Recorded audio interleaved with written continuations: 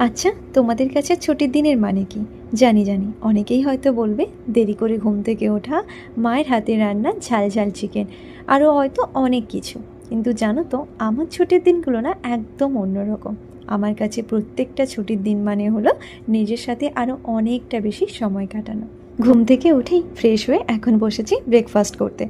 ব্রেকফাস্টে ছিল dry fruits, 1 cup চা আর বিস্কুট। এই দিয়েই আজকে সকালের ব্রেকফাস্টটা সেরে নিচ্ছি।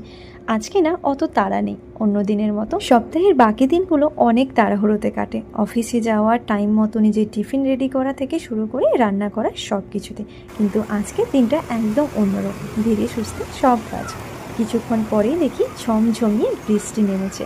আচ্ছা, আমার মতো কারা কারা আছো বলো তো, যারা বৃষ্টির সময় জানলার পাশে বসে হাত বাড়িয়ে বৃষ্টির ফোঁটা হাতে নাও? অবশ্যই কিন্তু কমেন্ট করে জানিও। আর নেক্সট পার্ট খুব তাড়াতাড়ি আসছে। ভিডিওটা কেমন লাগলো অবশ্যই কমেন্ট করে জানিও।